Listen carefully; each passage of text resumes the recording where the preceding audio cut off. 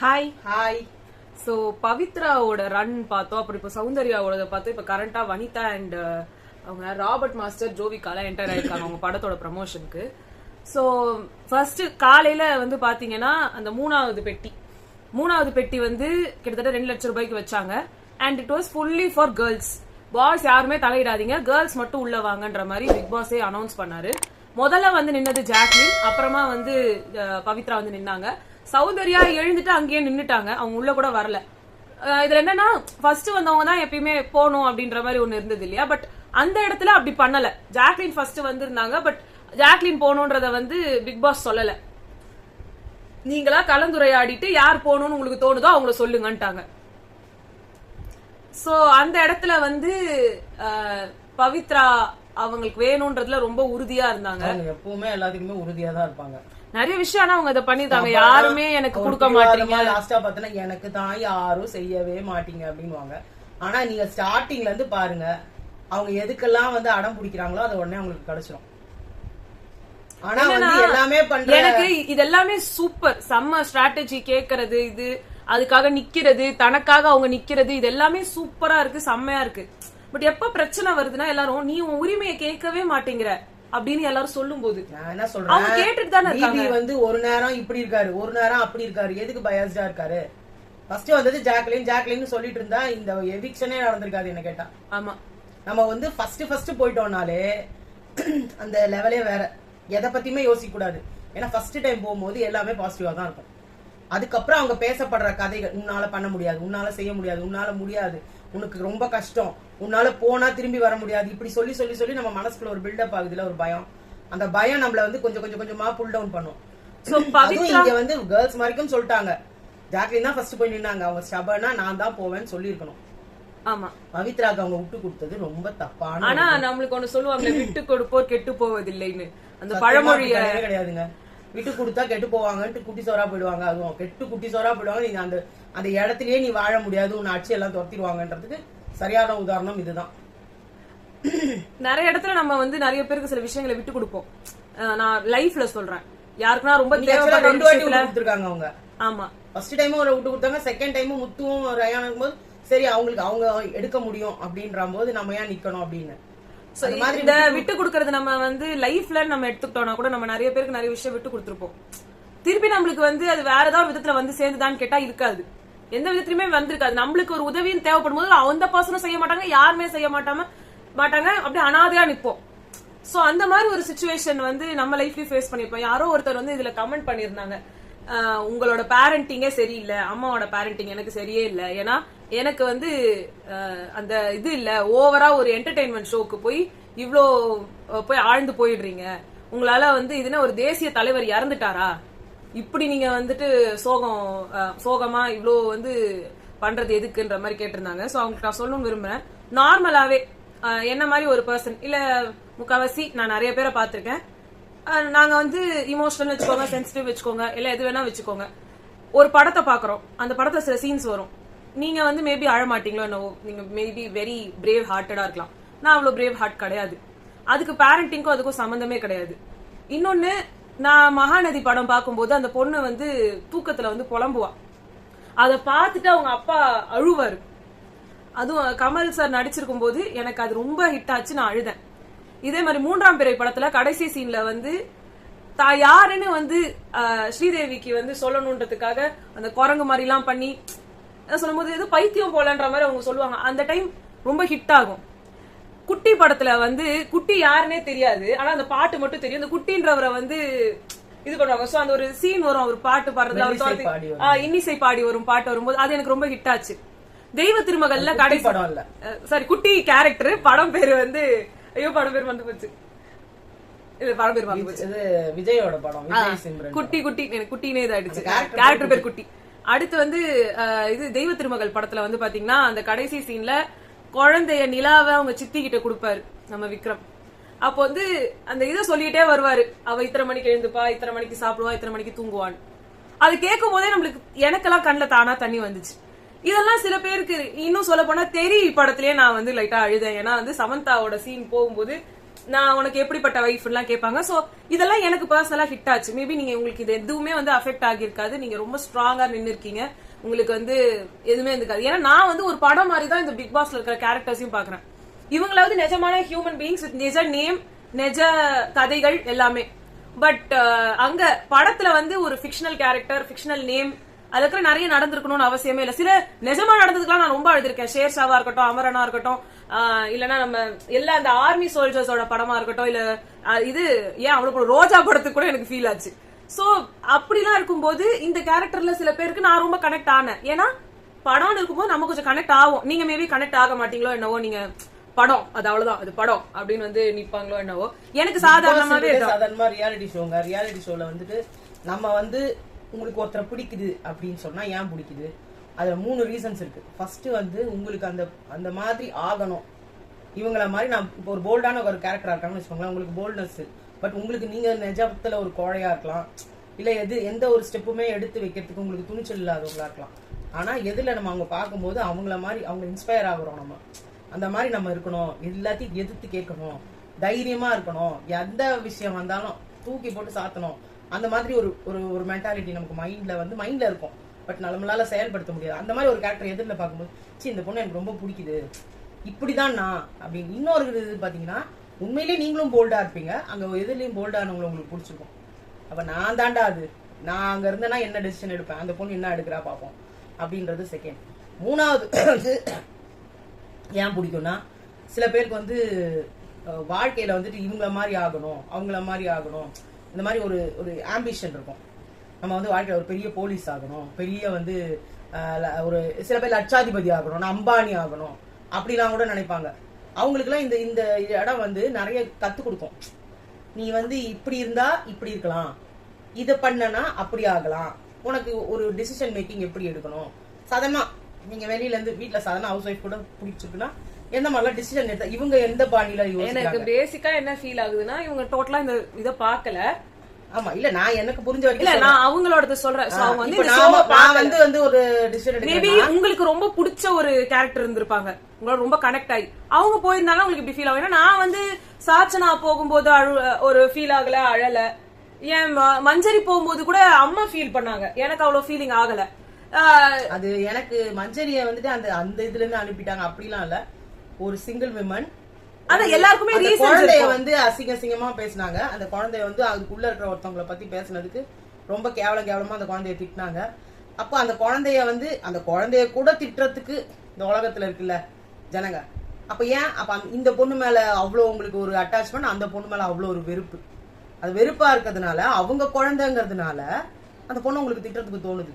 என்ன ஒரு mentality. So இந்த மாதிரி நிறைய விஷயம். இப்ப எனக்கும் ஜாக்லினுக்கு என்னன்னா, போட்டு அடி அடி அடி அடி அடி அடி அடின்னு அடிக்கிறாங்க. யாருன்னா எல்லாருமே அடிக்கிறாங்க. ஒரு ஹோஸ்ட் வந்து அவங்களுக்கான ஒரு பாராட்டு கொடுக்கணும்னா கூட என்னமோ டிஸ்கவுண்ட் பண்ணி சேதாரம் செய்கூலி எல்லாம் போய் ஏதோ ஒரு அவளதான் அப்படிதான் வந்து குடுக்குறாரு. அப்படிதானே ஒரு விஜய் டிவின்னு ஒருத்தவங்க வந்து அவங்களோட இதுல இருந்து எடுத்துக்கிட்டோம் அப்படின்னா, அவங்க வந்து ஒரு என்ன சொல்றது, அவங்க ஒரு ஏவி போடுவாங்க. அந்த ஏவில அந்த பொண்ணு இருக்காத மாதிரியே வந்து பண்ணிடுவாங்க. டோட்டலா அந்த பொண்ணு இன்விசிபிள் ஆகுற மாதிரி பண்ணுவாங்க. அப்புறமா இவங்க சேனல்ல இருந்து ஒருத்தர் வருவாராம், அவரும் நக்கலா பேசுவாராம். சோ ஒரு பொண்ணுக்கு உள்ள இருக்கிற கண்டஸ்டன்ஸ் எனிமியா இருந்தா பரவாயில்ல, சேனல் எனிமி, ஹோஸ்ட் எனிமி, எல்லாம் யாருக்குமே பிடிக்காது. சோ அவங்களை யாருன்னா சப்போர்ட் பண்ணாலும் அவங்களையும் வந்து திட்டலாம் அப்படின்னு ஒரு மென்டாலிட்டியில எல்லாரும் வராங்கல்ல. சோ அந்த மென்டாலிட்டியில அந்த ஒரு பொண்ணு வரப்போதே திருப்பி அது எல்லாத்தையும் விட்டுட்டு இந்த மாதிரி ஒரு சொசைட்டியை பார்க்க போதே நினைக்கும் போது நான் அங்க இருந்தா என்ன ஆவேன், நான் உடஞ்சிட்டு இருப்பேன். இந்த பொண்ணு நிக்கிறதே எனக்கு பெரிய, நான் தான் சொல்றேன், எனக்கு அவங்கள மாதிரி இருக்கணும்னு ரொம்ப ஆசை. அந்த மாதிரி போல்டா என்னால போல்டா இருக்க முடியாது. ஆனா அதுல ஒண்ணு பாருங்க, அவங்களுக்கு கூட நிக்கிற ஒரு ஃப்ரெண்ட்ஷிப் கூட உண்மையான ஃப்ரெண்ட்ஷிப் யாரும் இல்ல. யாருமே அங்க அவங்களுக்கு எதுவுமே இருந்தாலும் திரும்ப வந்து ஏதாவது கிவ் அண்ட் டேக் தானே ஃப்ரெண்ட்ஷிப்ன்றது. எனக்கு வந்து உன் மேல கரிசனம். இது எப்படின்னா ஒரு பிசினஸ் டீல் மாதிரி இருக்கு. இந்த இடத்துல எல்லாருமே அதுதான் உங்க கேம், அது என்ன கேம்னு எனக்கு புரியல. சோ அந்த மாதிரி இருக்கிறதுனால இப்ப நீங்க கமெண்ட் பண்றீங்க இல்லையா, சோ உங்களுக்கு வந்து என்னன்னா உங்களுக்கு அவ்வளவு எதுவுமே கனெக்ட் ஆகல. மேபி ஒரு காலத்துல உங்களுக்கு எதாவது கனெக்ட் ஆகும் போது அதை யாருமே இப்படி கமெண்ட் அடிக்கும் போது உங்களுக்கு எப்படி ஃபீல் ஆகும் அப்படின்றத நீங்க அப்ப பாத்துக்கோங்க. அப்புறம் வந்து பவித்ரா பண்ணது அந்த இடத்துல அவங்க விட்டு கொடுத்தப்ப இதுவா இருந்துச்சே தவிர்த்து, பட் அது பவித்ராக்கு போகும்போது எனக்கு இன்னும் ஹாப்பி ஆச்சு. ஏன்னா அவங்க அதை ப்ரூவ் பண்ணிட்டு வந்தாங்க பாருங்க. அந்த லாஸ்ட் செகண்ட் அந்த பொட்டியை தூக்கி போட்டு வந்து விழுந்தப்போ மாசா இருந்தது. சீரியஸா அந்த பொண்ணு அப்படியே கூஸ் பம்ப்ஸ், நீங்க எல்லாம் சிங்கப்பெண்ணியன் போட்டு எடிட்ஸ் எல்லாம் போடலாம், அவ்வளவு ஃபயரா இருந்துச்சு. அவங்க வந்து இந்த விழுந்தப்போ அதுவும் அந்த ப்ரோமோல வந்து பாத்தீங்கன்னா பின்னாடி ஜாக்லின் சொல்ற வார்த்தைகள் ஓடும். நான் வந்து நான் வந்து உன்னை வந்து ரொம்ப நம்பி நான் உனக்கு குடுக்கறேன்ற மாதிரி சொல்லி அது அவங்க மைண்ட்ல ஓடிட்டே இருந்துச்சு. அது வந்து நான் விழுந்தேன் சொன்னாங்க. அதை கேட்கும் போது அவங்க உள்ள வந்து ஃபர்ஸ்ட் ஜாக்லின் தான் கண்டுபிடிக்கிறாங்க. அதே மாதிரி பவித்ராவோட கேரக்டர் எவ்வளவு அழகா வெளிப்படுது பாருங்களேன். எனக்கு நீ இந்த சான்ஸ் குடுக்கலன்னா நான் கிடையாது அப்படின்னு சொல்றதும், இது உன்னாலதான் நான் உன்னாலதான் ஜெயிச்சேன்னு அத்தனை வாட்டி அவங்க சொன்னாங்க. இது சொல்லணும்னு அவசியமே கிடையாது. அவங்களும் நின்னாங்க. ஒரு இதுக்கு மேல ஜாக்கே சொன்னாங்க, ஏய் கம்மனி இருடி, இது நீ பண்ணது. ஆக்சுவலா சொல்ல போனா அவங்க ஜாக்லினுக்கு வந்து நன்றி சொல்லிக்கணும், ஏன்னா அவங்க விட்டு கொடுத்தாங்க அப்படின்றது. ஆனா ஒரு கட்டத்துக்கு மேல அவங்க சொல்லிருக்கவே தேவையில்லை. பட் அவங்க சொன்னது அவங்க மனசுல இருந்து வந்தது. மத்தவங்க யாரும் நிறைய பேர் அந்த சொல்லிருக்க மாட்டாங்க, யாருமே சொல்லிருக்க மாட்டாங்க அந்த நிமிஷத்தோட ஓவர். ஆமா ஆமா, நீ சொன்ன பட் எனக்கு வந்து நான் தானே பண்ணேன் அப்படி ஆயிடும். இங்கேயும் அதேதான். பட் அவங்க அத சொல்லும் போது இல்ல எனக்கு பவித்ராவை வந்து என்ன சொல்றது, அந்த பாகுபலியில அந்த உயர்ந்து நிக்கிற மாதிரி அந்த இவங்களோட சிலை வந்து சின்னதாகி பாகுபலி சிலை பெருசா பின்னாடி காட்டுவாங்க. அந்த மாதிரி ஒரு ஃபீலிங் இருந்துச்சு அவங்கள பாக்கும்போது. அடுத்தது வந்து டிசர்விங் கண்டஸ்டன்ட்ங்க அவங்க, வெரி டிசர்விங். ரொம்ப அவங்கள எல்லாருமே கீழே கொண்டு போய் போலாம். என்னன்னா இல்ல இவ்வளவு நாள் அவங்களோட புலம்பல் இந்த புலம்பலே கேட்டுட்டு இருந்தாங்க, அச்சீவ் பண்ணிட்டாங்க. Hats off. அது வந்து பாக்க ரொம்ப நல்லா இருந்துச்சு. அடுத்தது வந்து சௌந்தர்யா அவங்களோட இது வந்தது. நான் என்ன நினைச்சேன்னா நேத்து இது வந்தப்போ இன்ஃபர்மேஷன் வந்தப்போ அவங்க போயிட்டு பாதியில வந்துட்டாங்க அப்படின்னப்போ ரொம்ப நியரிங் டைம்ல எதுவுமே பண்ண முடியாம அந்த படப்போட்டி கூட தூக்கி போட்டு வந்துட்டாங்க போல இருக்கு அப்படின்னு நினைச்சேன். காலையில என்ன சொன்னேன், இவங்க அதை முன்னாடியே டிசைட் பண்ணிட்டாங்க. இன்னைக்கு எதுவுமே தெரியாத மாதிரி நடிக்கிறாங்க பாரு, அது எனக்கு செம்ம காமெடியா இருக்குது உண்மையிலேயே. அவங்க வந்து ஆக்சுவலா ரவி சார் கிட்ட சொல்லிருந்தாங்க இந்த மாதிரி, நான் காலையில வீடியோலயே சொல்லி, ஆமா நான் வந்து எடுக்கவே போறது இல்ல, நான் போற மாதிரி போய் வர மாதிரி வந்துட போறேன், நானும் அட்டன் பண்ணேன் காட்டணும் அப்படின்னு. பாதி தூரத்துல ரிட்டர்ன் ஆயிடுவாங்க. ஆனா அதுக்கு வந்து சரி இவங்க மட்டும் போயிருக்காங்க போல, எல்லாரும் சான்ஸ் வரணும்ன்றதுக்காக அப்படி பண்ணாங்கன்னு நான் நினைச்சேன். கடைசியில பார்த்தா எல்லாருமே நின்னு இருக்காங்க பவித்ராவை தவிர. அப்புறமா விஷால் வந்து சௌந்தர்யா இல்ல ஜாக்லின் நடுவுல யாராவது ஒருத்தர் போறாங்கன்னா நான் பேக் வாங்கிக்கிறேன், அவர் பேக் வாங்கிக்கிட்டாரு. ஜாக்லின் கிட்ட சுனிதா பவித்ரா எல்லாரும் வந்து உட்கார்ந்து பேசினாங்க, இது வந்து பண்ண முடியாது, அதுக்கே இப்படி இருந்துச்சு, இது வந்து 60 மீட்டர்ஸ் 60 மீட்டர்ஸ் இல்ல எவ்வளவு இருந்து 60 மீட்டர்ஸ் தான், 60 மீட்டர்ஸ் 120 மீட்டர்ஸ் நீ 30 செகண்ட்ஸ்ல ஓட்டிட்டு வரணும். சோ அது வந்து கஷ்டமா இருக்கும். 15-30 மீட்டர்ஸ் எக்ஸ்ட்ரா, ஆனா வெறும் வந்து 5 செகண்ட் தான் ஜாஸ்தி அப்படிலாம் சொல்லும் போது ஆமா கரெக்ட் நான் பண்ணலன்னு இவங்க பேக் வாங்கிட்டாங்க. இவங்க சௌந்தர்யா போய் ஏதாவது எலிமினேட் ஆயிட போறாங்கன்னு இவங்க சௌந்தர்யாவுக்கும் சொன்னாங்க. பட் அவங்க ஸ்டார்ட்ல இருந்து நான் பண்ணிடுவேன் மச்சான், நான் பண்ணிடுவேன், நான் எடுப்பேன், நான் வருவேன் எல்லாத்தையும் அவங்க சொன்னாங்க. அங்க ரயான் முத்துலாம் பயங்கரமா இதுல இருந்தாங்க. ரஞ்சித் சார் இருந்தாரு, அந்த சிவகுமார் இருந்தாரு. சிவகுமார் சொல்றாரு, நீ பாதிலே நீ சொன்ன மாதிரியே பாதிலே திரும்பி வந்துரு அப்படின்னு சொன்னாரு. ரஞ்சித்தும் நீ வந்து அட்டம் பண்ணிடு, அதாவது அவங்க ஒருத்தவங்களுக்கு கொடுக்கும்போது சான்ஸ் கொடுக்கணும். நீங்க எந்த விதத்திலயும் நீங்க கம்மி கிடையாது. அதை ஏத்தி விடுறாராமா அவரு.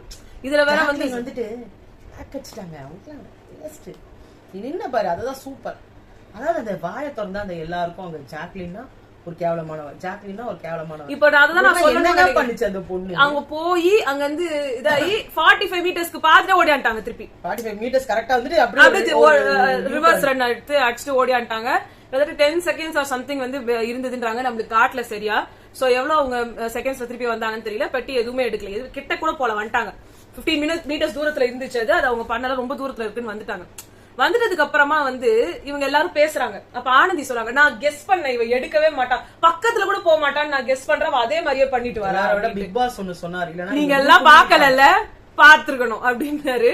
அங்க வந்து சுனிதா வந்து சொன்னாங்க, இது ஒரு ஸ்டூப்பிடான மூவ், ஒருத்தவங்களோட சான்ஸையும் வந்து முடிங்கிட்டு இதையும் வந்து எடுக்கல அப்படின்னு சொன்னாங்க. நான் இன்னொன்னு சொல்லவா, இது ஒரு பயங்கரமான மூவ். அந்த வின்னரோட காசுல இருந்து தானே இந்த 5 lakhs வெளில வருது.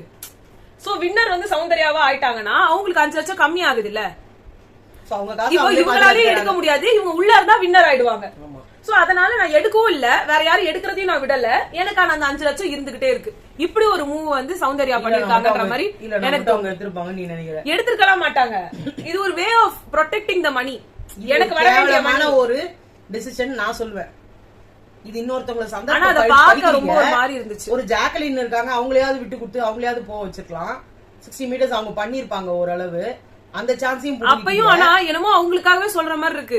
ஆனந்தி சொன்னாங்க, அதை எடுத்துட்டு வந்து உள்ள வர முடியாம அவ எலிமினேட் ஆயிருந்தான்னு வச்சுக்கோங்களேன், பிளேயர்ன்ற இதுல எனக்கு எங்கேயோ போயிருக்கும் மைண்ட்ல, அவ வந்து எங்கேயோ போயிருப்பா என் மனசுல.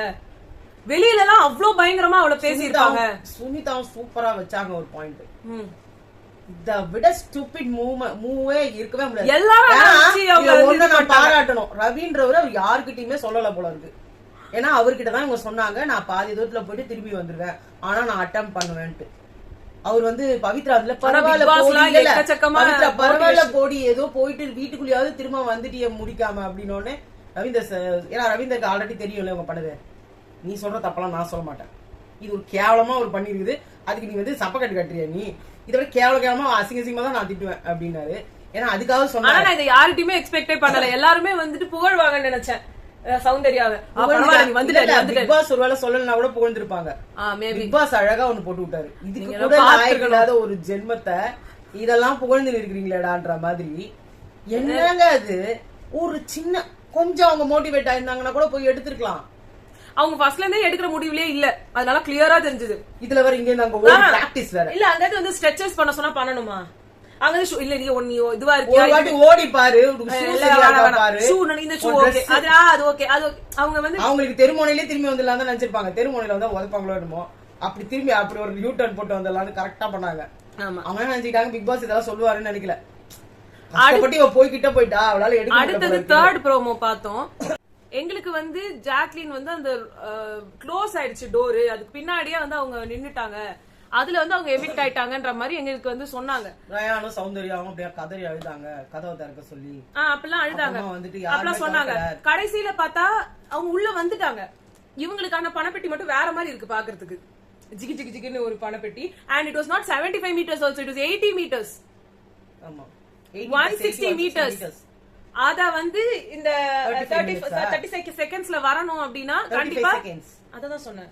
4.5 meter per second. இது வரைக்கும் இவங்க யாருமே போவாத ஒரு இது 4.5 meter per secondல ஓடணும். நார்மலாவே அவங்க அத்லீட் கிடையாது, அவங்களால அவ்வளவு இதுவா ஓட முடியாது. இவங்க பிக் பாஸ்ல சொல்றாங்க நாங்க எல்லாத்தையும் போட்டு பார்த்து ஓடி பார்த்துட்டு தான் வந்து உங்களுக்கு டைமிங் கொடுக்கறோம், உங்களால பண்ண முடியும் அப்படின்னு.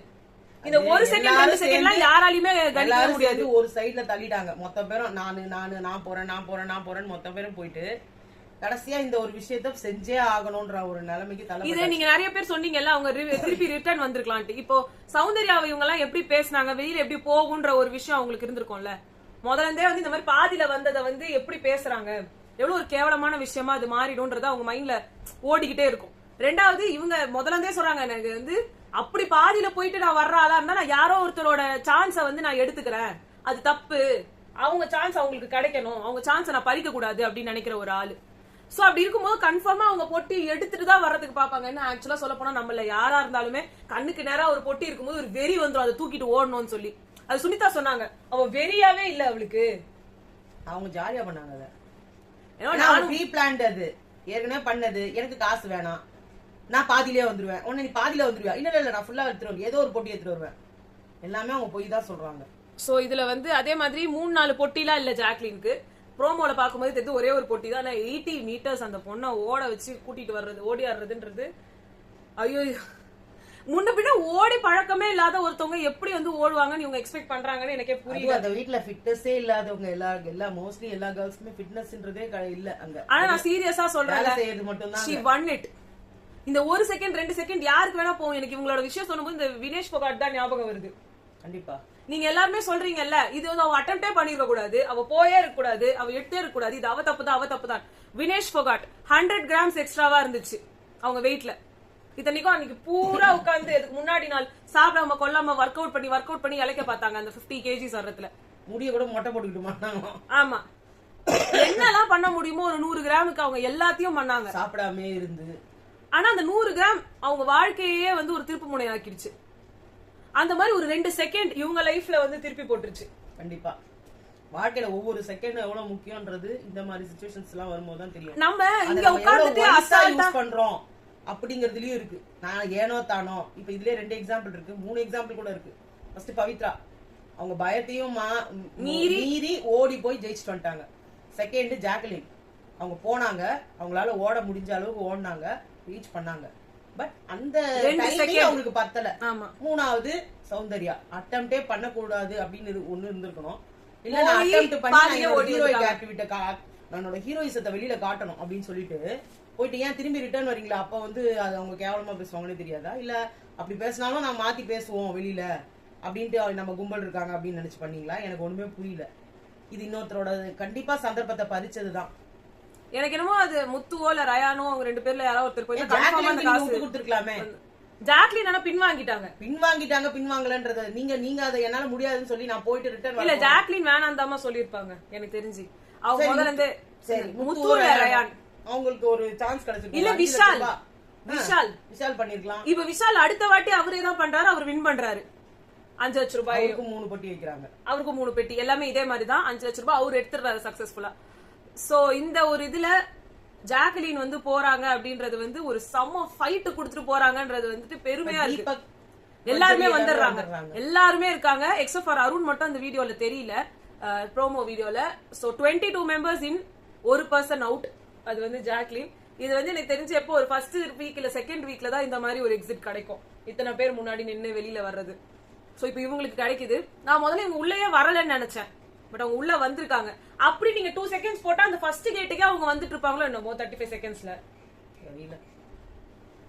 என்னமோ அந்த அந்த இது அங்க டைமர் ஓடிச்சான்னு தெரியல, இவங்க எல்லாம் கவனிச்சாங்களான்னு தெரியல எனக்கு. அது வந்து பாப்போம் என்ன அப்படின்னு சொல்லி. பட் ஸ்டில் ரொம்ப உண்மையா தெரிஞ்சு. சோ நீங்க வந்து லைவ் பாக்கலாம். சௌந்தர்யா ஓடும்போது 2 lakhs லைவ்ல இருந்தாங்க. ஜாக்லினுக்கு 2 lakhs வருவாங்கன்னு நினைக்கிறேன், பட் தெரியல, பாக்கலாம். சரி, ஓகே, நம்ம வந்து அடுத்த வீடியோல உங்களை நாங்க சந்திக்கிறோம். பாய்.